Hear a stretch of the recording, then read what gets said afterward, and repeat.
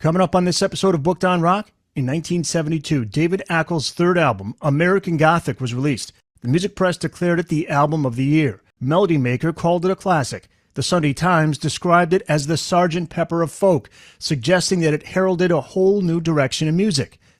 After a fourth and final album in 1973, Ackles vanished. What became of David Ackles? Find out next with author Mark Brend.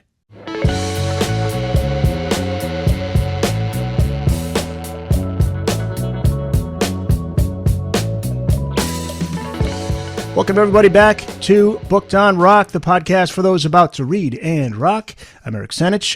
Mark Brend is our guest. He's the author of Downriver in Search of David Ackles. Mark, welcome to the podcast. Thanks for having me. David Ackles, an artist who people either know and love, including fellow musicians Phil Collins and Elton John and Elvis Costello, or they don't know him at all. There's no middle ground, as you say in the book. How did you discover David Ackles? Well, by chance, a long time ago, 40 years ago, I walked into a shop and saw an album that I liked the look of, like the sleeve, and I didn't know who David Ackles was, but the record was from 1968. It was on Elektra, and it was his debut album. And I knew that Elektra Records was a good bet, and 1968 was a period I was interested in, so I bought the record speculatively and loved it, absolutely loved it. And then afterwards managed to get hold of his other three albums. Talk about the process of compiling research material for this book. You do give a lot of credit to Janice Vogel Ackles. That was David's wife, for her contributions. And how else did you manage to put together this story? Because it was challenging at times. Yeah, it was. I mean, you're talking about somebody who died in 1999 and who was working in the 60s and early 70s as a recording artist. So many of his contemporaries aren't around anymore. And those that are, not surprisingly, can't necessarily remember details of events from 55 years ago or more. I spoke quite a lot, as you say, with Janice. We've been speaking over many years, also with some close friends of David's and some colleagues who work with him in the studio, including a guy called Douglas Graham, who co-produced David's fourth album, Bernie Taupin, who produced David's third album. I did manage to speak to quite a few people, but also an awful lot of research into archives, so Musicians Union archives to get session records, and lots of press cuttings. David Ackles got a lot of press interest at the time, although he didn't sell many records.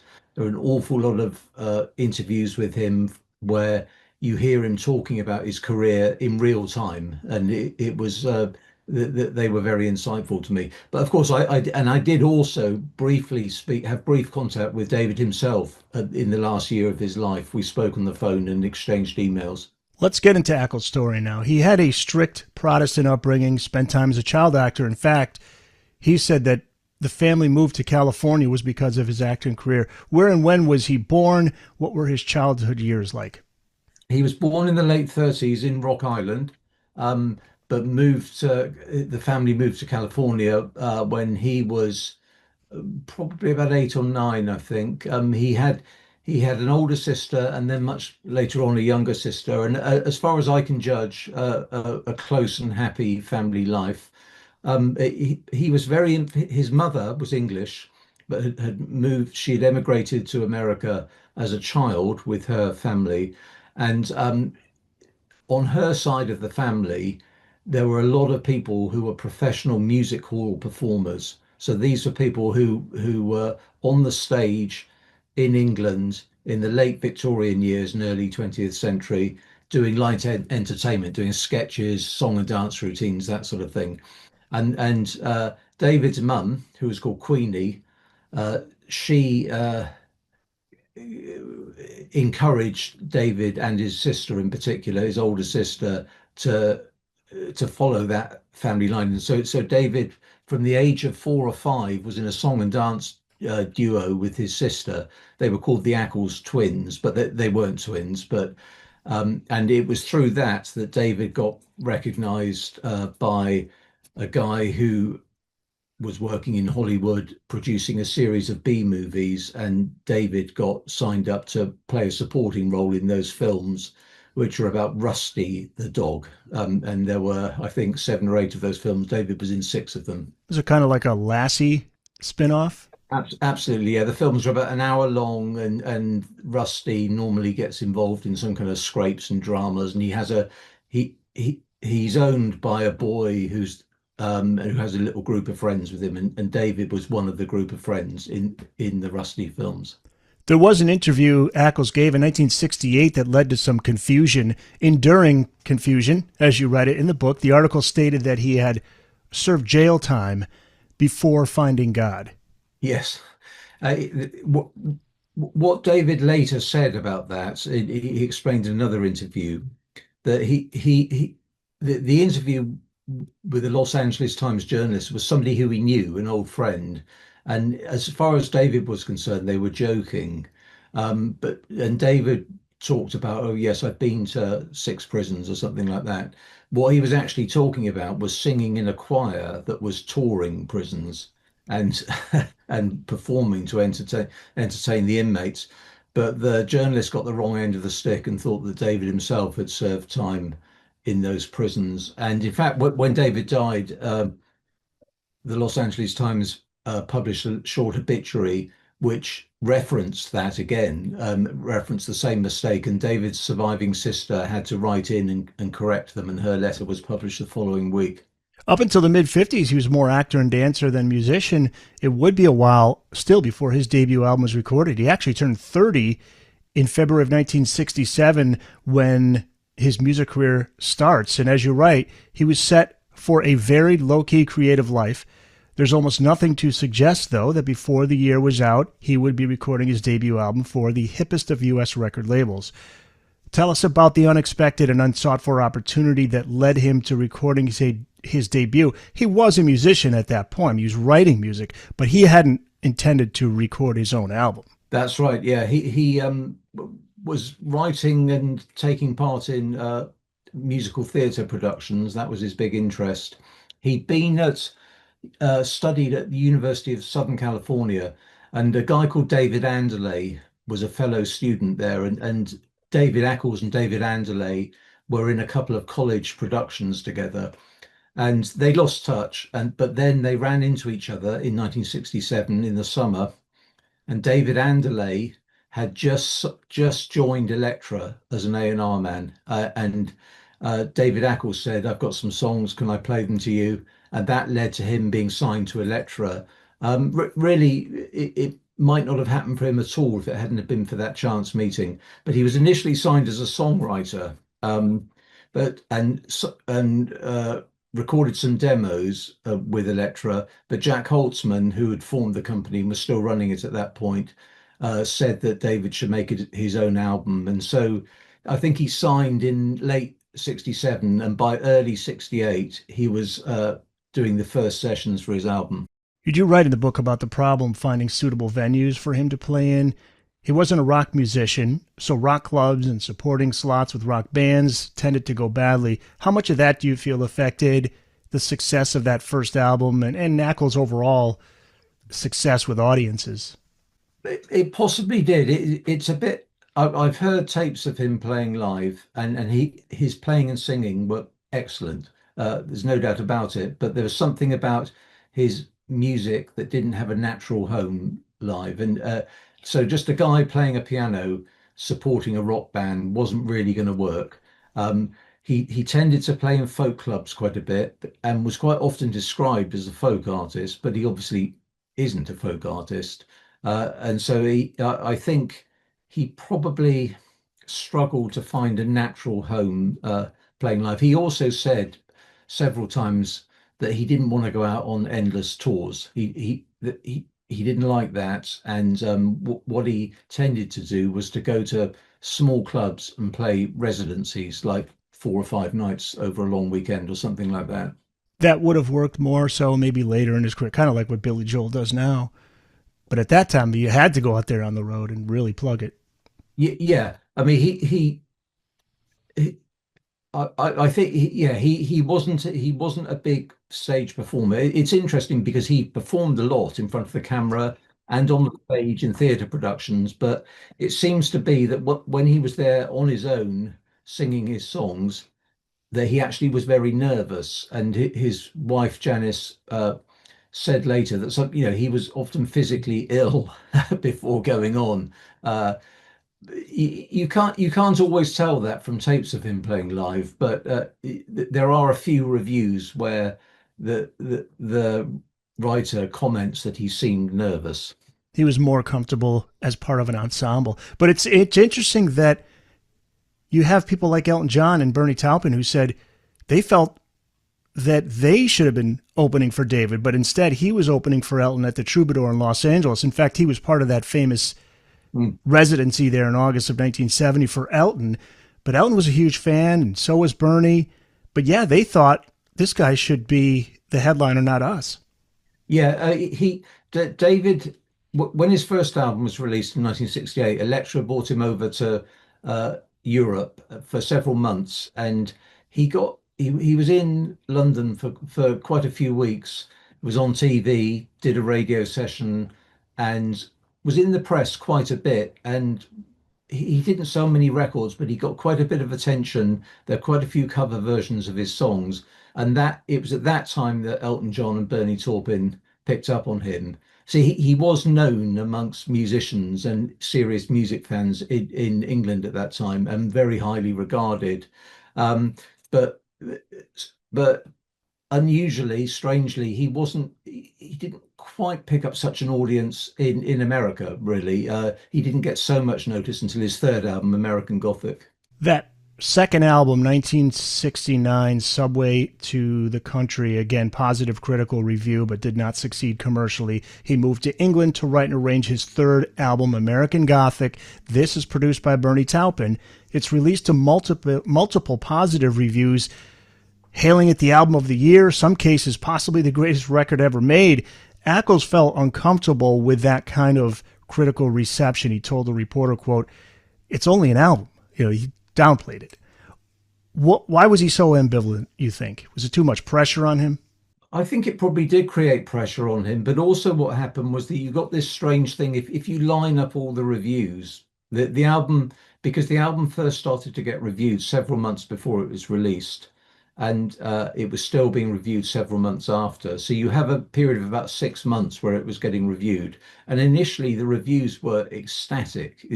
People were, as you say, claiming it was one of the greatest records ever made. But a little bit later on, you started to get a few commentators saying, "Well, I don't quite see this. It's kind of good, but what's all the fuss about?"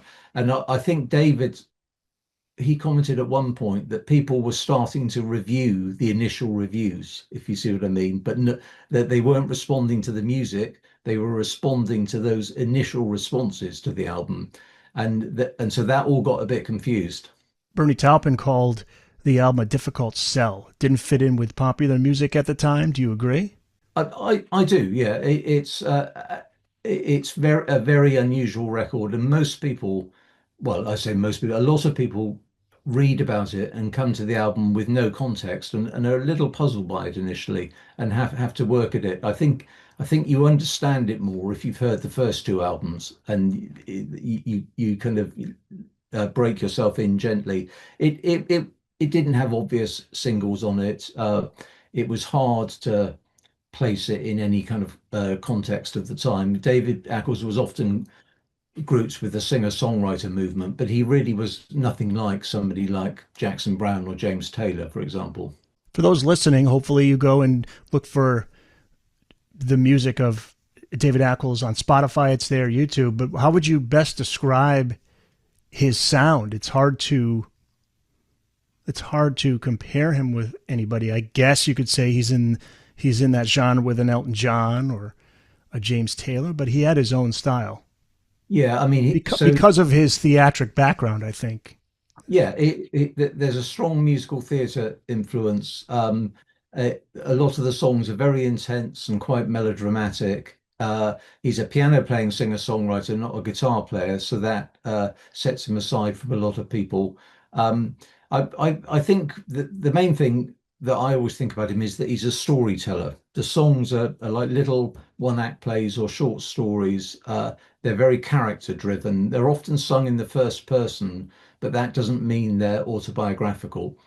What he tended to do and did very cleverly was he would approach an issue, sometimes quite a difficult issue like divorce or racism or something like that, and but not approach it as a social issue. He'd approach it through the eyes of one or two characters and create a little story to explore the issue. Eventually, comparing the album to Sgt. Pepper, saying it's the greatest album ever by critics, that would backfire on Ackles, right?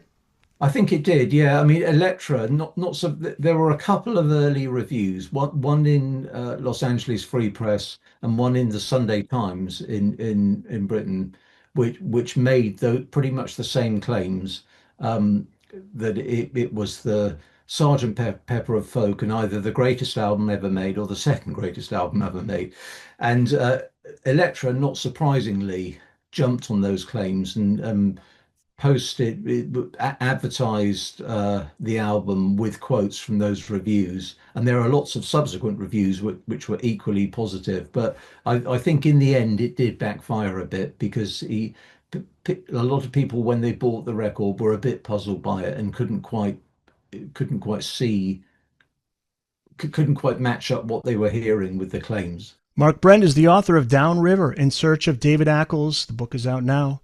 Ackles and Elektra boss Jack Holtzman agree that it's time for Ackles to leave the label. And Clive Davis steps in to sign Ackles to Columbia. Okay, so great news. Maybe this is where we see David Ackles get the notoriety he so deserves.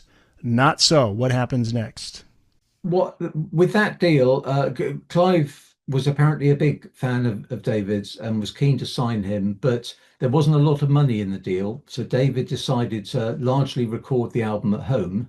He had a 4-track, set up a little home studio, had the musicians in his front room, and then took the tapes into a slightly bigger studio to do a few overdubs and mix the album. So it was a low budget thing, but that's what he wanted to do. After American Gothic, which was a really big production, orchestra, all of this type of thing, he wanted something smaller and more intimate. When they were getting towards the end of the album, the recording process, David heard that Clive Davis had been sacked from Columbia, and David didn't know a soul at Columbia apart from Clive Davis, and so was completely adrift there. And at the same time, by very unfortunate coincidence, David's manager upped and left. He just moved on, and that was the end of that relationship.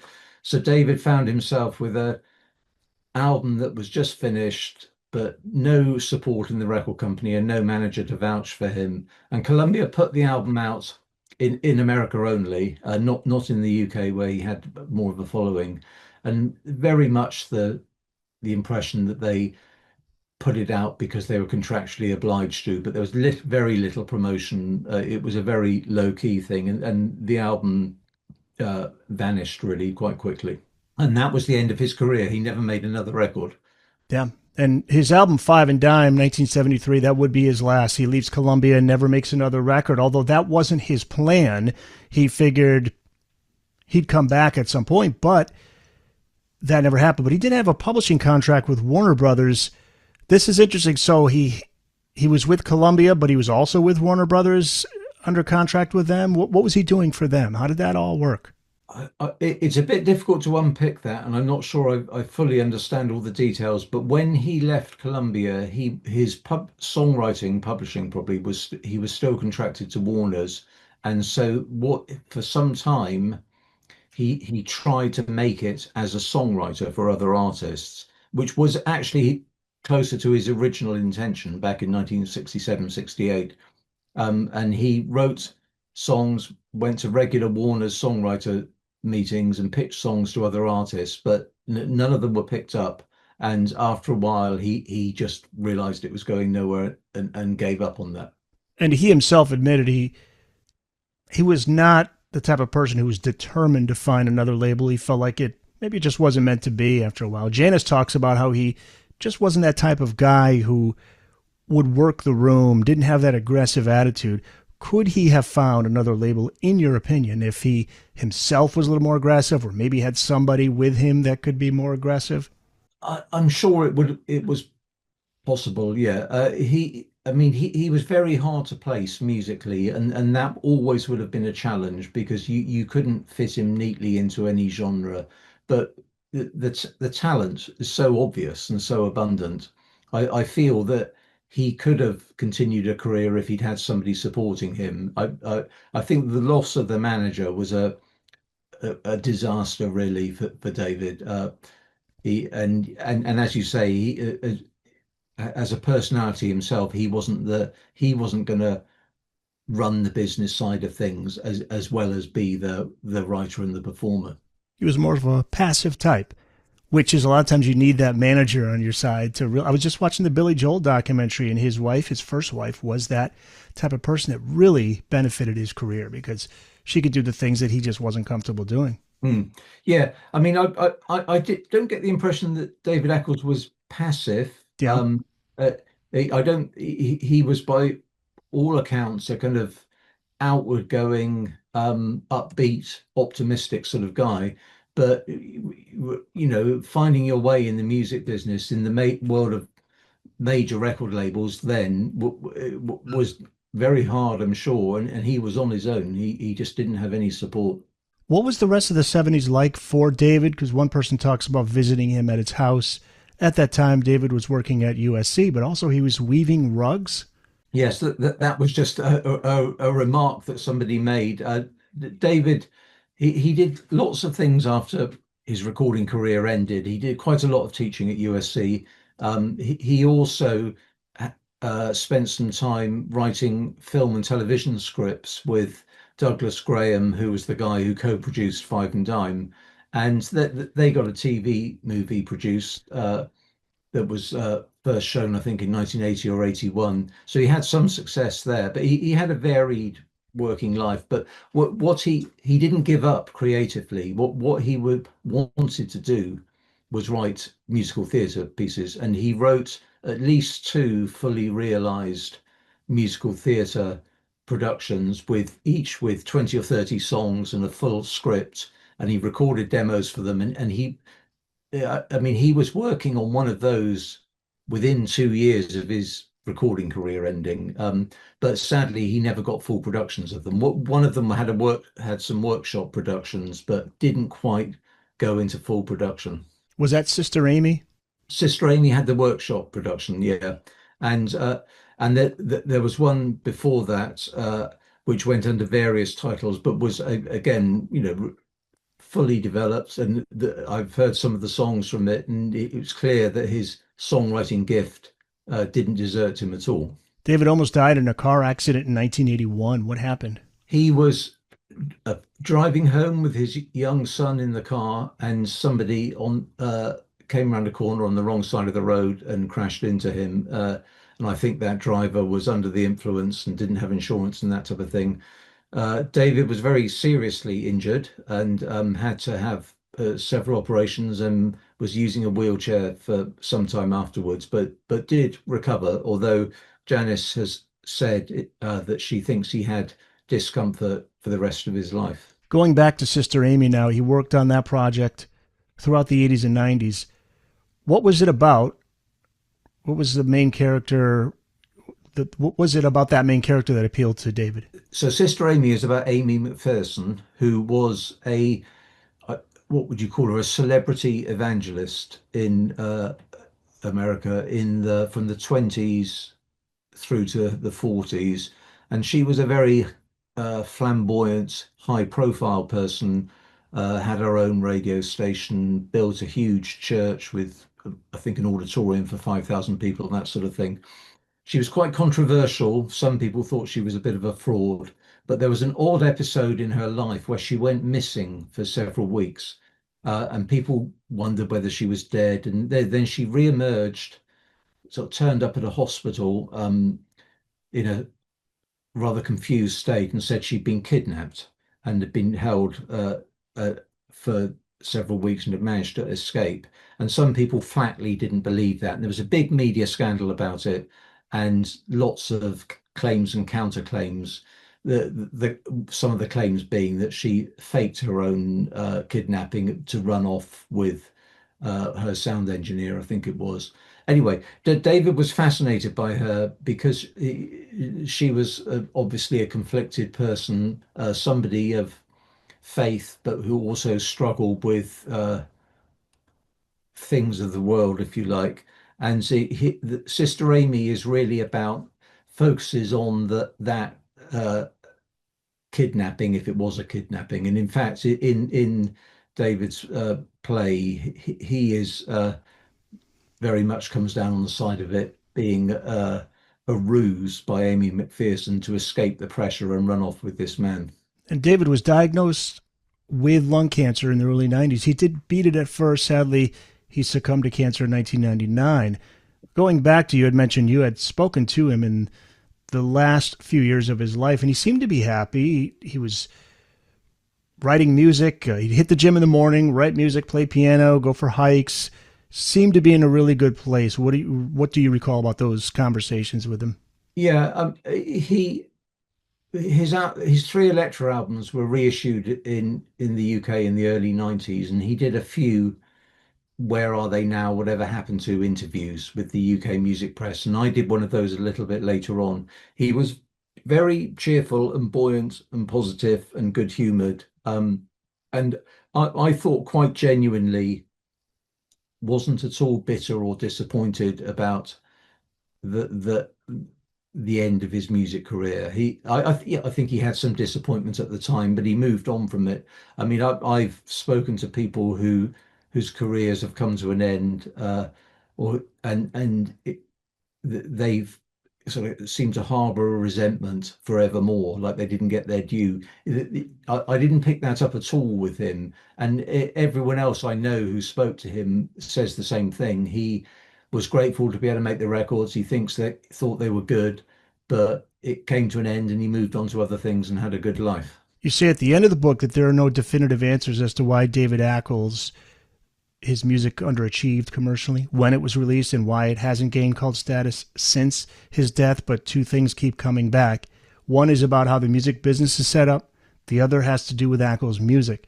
Can you expand on that and your observation on the lost genius? I think it's something that's a perpetually engaging story, I think, of the idea of rediscovering somebody and God, isn't he great? And it's not just in music, it happens in all sorts of fields, but you see it a lot in music. Somebody who has underachieved or been forgotten in their life after they've gone, or perhaps when they're still alive, but they've been in obscurity for a long time. They're suddenly recognized, and this idea of discovering something that's hidden treasure, I think, is very appealing. But very often, I think, in the music business, that narrative is very entwined with tragedy. So it seems to be a particularly potent narrative if the person has had some kind of tragic end. You know, there's an early death, mental illness, something very dramatic happening to them. And David, I think, David Ackles, that doesn't fit neatly into that at all, because although there were challenges and difficulties in his life, as there are in everybody's, he wasn't a tragic figure at all. He was a popular, happy man, and so he doesn't quite fit the story that so often carries music from the past back to new audiences. Downriver in Search of David Ackles is out now. You can find it wherever books are sold. Look for it at your nearest bookstore. Go to bookedonrock.com to find your nearest independent bookstore. And people can reach out to you, Mark, online. Is there anywhere where people can connect with you? Yeah, I guess there is. Yeah, I mean, I don't have a website or anything like that. I'm on Blue Sky, and people can always find me through the publishers, Jawbone Press. Great. I will put the link up to the Blue Sky page and also to Jawbone Press as well. Mark Brend, thank you. Thank you very much. Cheers, Eric.